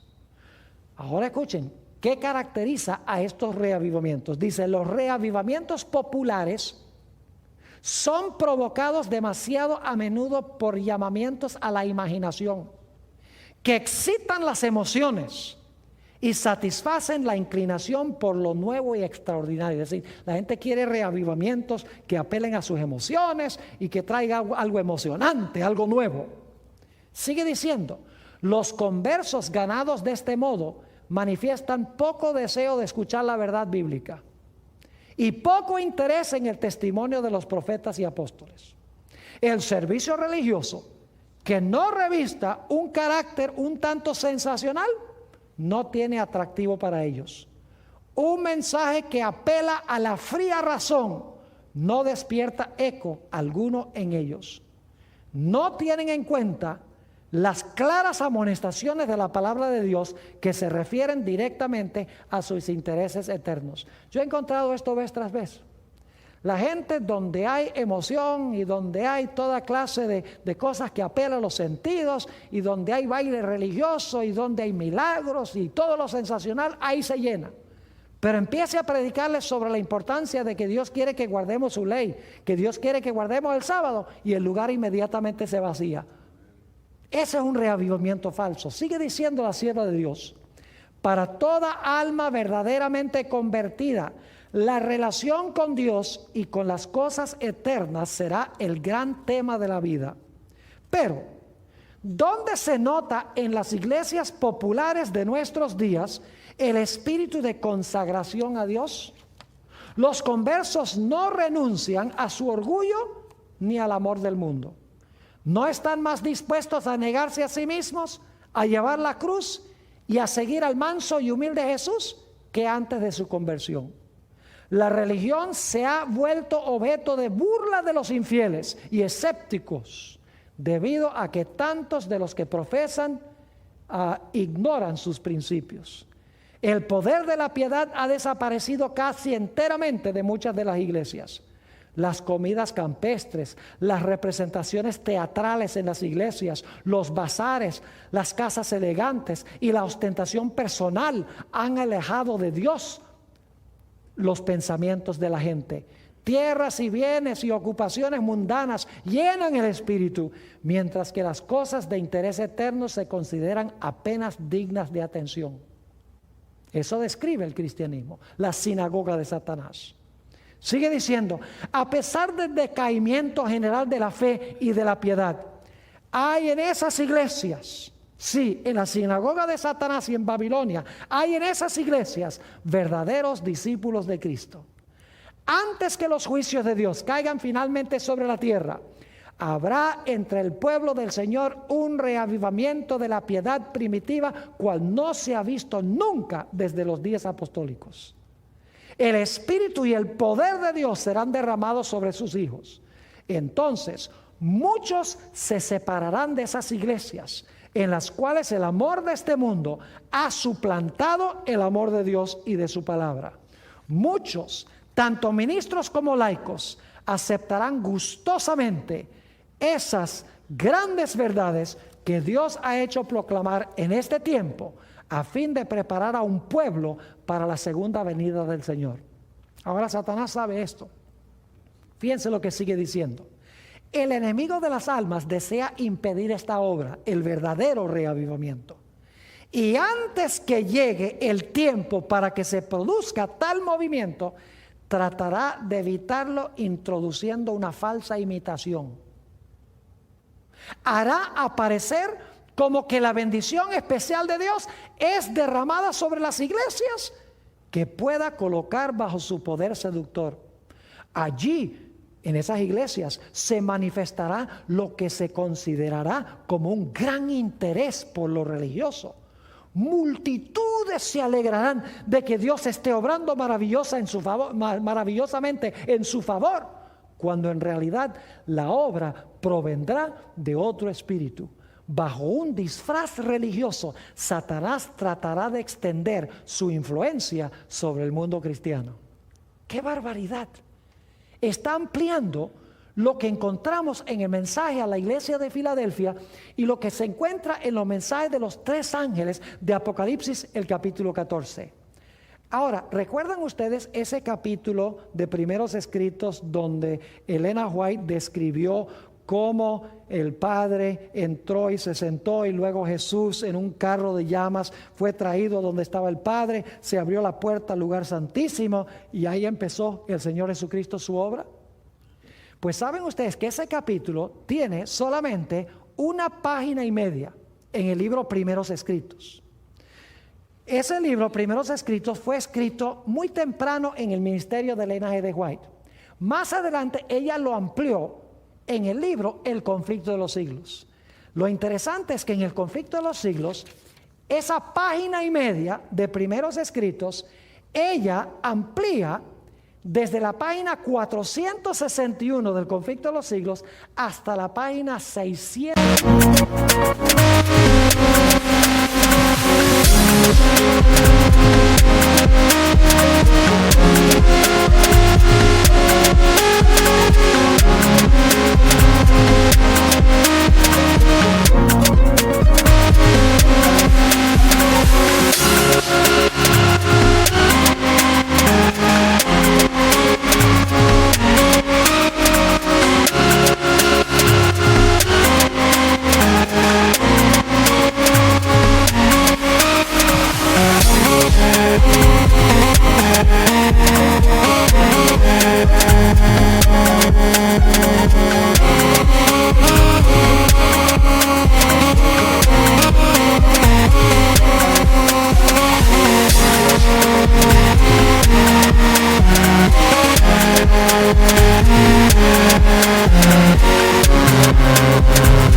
18. Es decir, más de 100 páginas. Ella amplía lo que se encuentra en esa página y media. ¿Y saben lo que es interesante? Voy a darle los títulos de los capítulos del conflicto de los siglos y les voy a decir qué contienen esos capítulos para que ustedes vean que cuando se abrió la puerta del lugar santísimo, las verdades especiales de la iglesia adventista se revelaron en el lugar santísimo. Página 461 a la página 475, el título del capítulo es El Templo de Dios. Está hablando allí del santuario. En la página 476 a la página 485, lamentablemente en español la traducción es Jesucristo nuestro abogado, pero en inglés, que fue el título que ella le dio, el título es In the Holy of Holies, en el lugar santísimo. Es decir, está describiendo la entrada de Jesús al lugar santísimo. El siguiente capítulo, página 486 a la página 503, lamentablemente en español está el título Los Estados Unidos en la profecía. Pero en inglés el título que le dio la hermana White es God's Law Immutable, la ley de Dios inmutable. Fíjense que ella está hablando del santuario, del lugar santísimo, la inmutabilidad de la ley de Dios. El siguiente capítulo se titula, página 504 al 513, una obra de reforma. Todo el capítulo tiene que ver con restaurar el sábado como el día de reposo. El siguiente capítulo, página 514 al 532, el título es La verdadera conversión es esencial. El título que le dio la hermana White fue Modern Revivals. ¿Recuerdan ese parrafito donde habla la hermana White de que Satanás tomó el lugar donde estaba Jesús en el trono y respiraba en una influencia impía? Pues ese parrafito chiquito lo amplía ella en todo este capítulo, desde la página 514 hasta la 532. Describe lo que está pasando en el mundo cristiano hoy. El siguiente capítulo, el juicio investigador. En inglés, Facing Life's Record, página 533 a la página 545. Nuevamente, hablando del juicio. Y luego, en los siguientes capítulos, que son varios capítulos, les voy a dar los títulos: El origen del mal, la enemistad entre el hombre y Satanás, quiénes son los ángeles, el misterio de la inmortalidad, y pueden hablarnos nuestros muertos. En esos capítulos, que son 5 capítulos, ¿saben qué doctrina enfatiza Elena G. de White? Enfatiza la doctrina de que los muertos están muertos y que no pueden comunicarse con los vivos, que van a resucitar en la resurrección cuando Jesús venga. ¿Cuáles son las verdades distintivas que está enfatizando Elena G. de White aquí en estos capítulos, donde amplía esa página y media? Ella está enfatizando las verdades distintivas de la iglesia adventista del séptimo día. Porque cuando los pioneros de la iglesia adventista entraron al lugar santísimo, ellos detectaron las grandes verdades que distinguen a la iglesia adventista de todas las iglesias cristianas del mundo. Ahora, Satanás tiene interés especial en infiltrar a la iglesia adventista. Hoy en día, el estilo de adoración que hay en la iglesia adventista, en muchas de ellas, y podría decir cada vez la mayoría de ellas, es el estilo de adoración que han importado de las iglesias protestantes, de las iglesias que describe la Biblia como la sinagoga de Satanás o Babilonia. La pregunta clave es: ¿por qué estamos tratando de introducir esta metodología de adoración a la iglesia adventista de esas iglesias, cuando nosotros como iglesia tenemos un mensaje tan poderoso que necesita el mundo? Un mensaje sobre el hecho de que el juicio está transpirando y nuestra vida debe estar puesta en armonía con la ley de Dios. Un mensaje de que la ley de Dios está vigente. Un mensaje de que no podemos pisotear el sábado, de que debemos guardar el sábado como día de reposo. Un mensaje de que los muertos no saben nada, que cierre las puertas de la iglesia al espiritismo. Un mensaje de que nuestro cuerpo es templo del Espíritu Santo, debemos cuidarlo practicando las normas de la salud.